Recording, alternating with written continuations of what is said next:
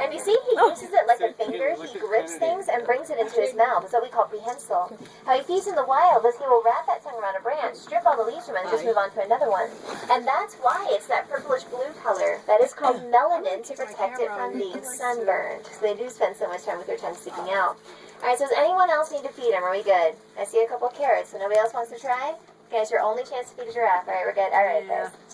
All right, so Bye, let's say goodbye to baby. Pilgrim here, and then we'll go ahead and pull off. The face is dark. We'll give him a kiss out of Africa style. Come here, Oh, before. look.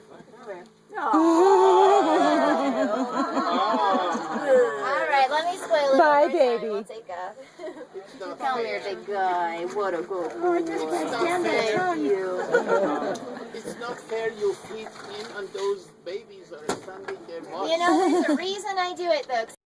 500 pounds. So the size of the giraffe really doesn't correlate with their age. They're all different, just like we are. And he is quite an unusual fella. Do you guys see all that loose skin he has in the bottom of his neck and his side? Yeah. It actually says on his birthing papers, born extra wrinkled. He never grew out of it, so the running joke is he's part Shar-Pei. He definitely does the Kibo thing. But he really is a sweet fella, but this guy's had a lot of attention so far today, and usually around this time it's just like he's... Alright, so these are all of our girls over here. Over to the right side are our two youngest zebras. We have Prism and Perception is the youngest one in the front. She's about a year old. On the opposite side, we have all of our older females. This is Vision, Spectrum, and Mirage. Alright, guys, so the first question I always get about the zebras, I want to ask to you. So everybody look at them close, and what do you think? Are zebras white with black stripes or black with white stripes? There is an answer. There is? Aren't they black? They are black with white stripes. 500 pounds. So the size of the giraffe really doesn't correlate with their age. They're all different, just like we are.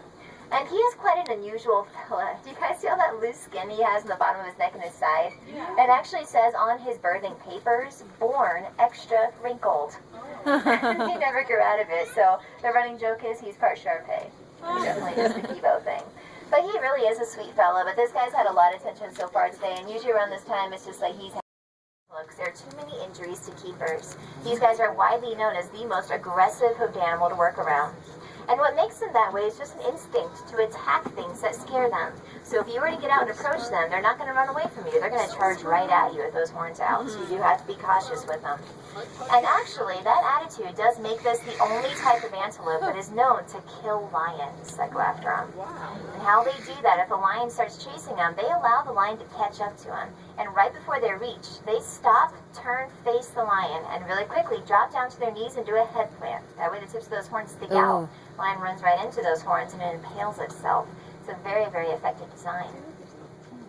Here comes the zebra. Be very cautious with them. You guys noticed that snorting sound she was making not too long ago? That's the first warning sign that they're about to charge at you.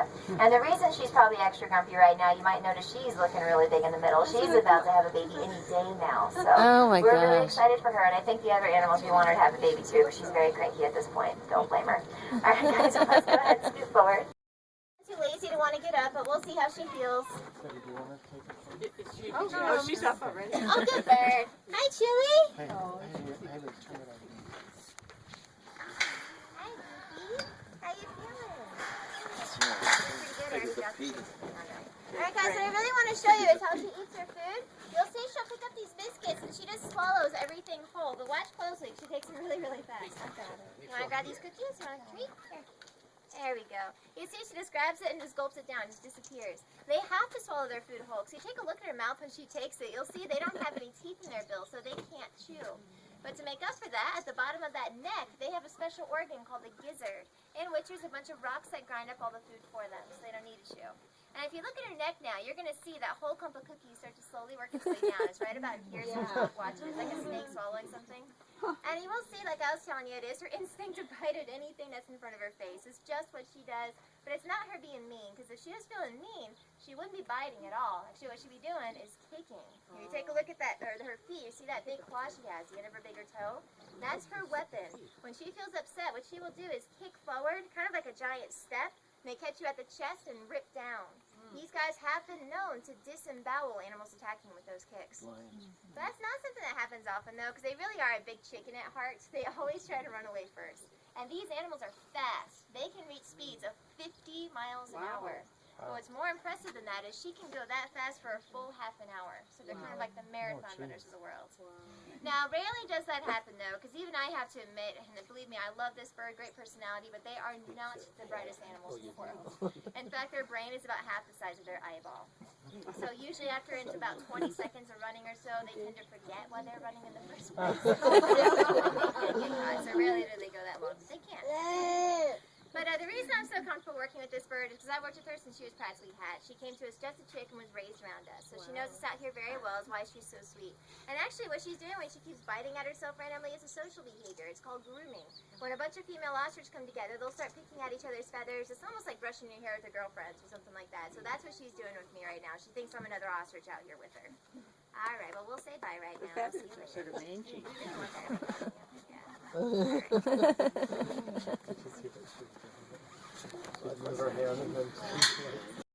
That probably helps these girls is they are hard to get to. They're native to the Sahara Desert, but they're so adapted to it that these little ladies could go their entire lives without having a drink of water. Really? Pretty amazing animals. And one other thing I gotta point out, because I think it's hilarious, is their hairdo. Look at their foreheads. Doesn't it look like they're both wearing a really bad hairpiece there?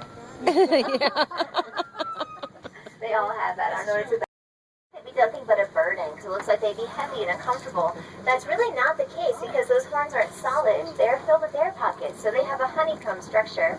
And as their blood circulates, it goes up inside those horns. When that happens, the air pockets in there significantly cools the blood, which will then pass to the entire animal, cooling the entire animal. So when you think about it, these horns function just like a radiator would. And what's really neat, guys, look at the speckled one here. Since he's still young and his horns are still growing in, you can see the blood vessels that are going in there, especially if you look at the bottom of the horn. Now, as mentioned, these animals are domesticated, but even though they're kept by the Africans, they're not farmed. They're beaten up like most cows are. These guys, because they're so rare and impressive looking, are kept more as a status symbol and treated almost as a form of money more than anything else. So in Africa, the more watches you own, generally the better well off you are, which is a reason why these animals are also known as the cattle of kings. And yes, I'm sure a couple of you noticed my very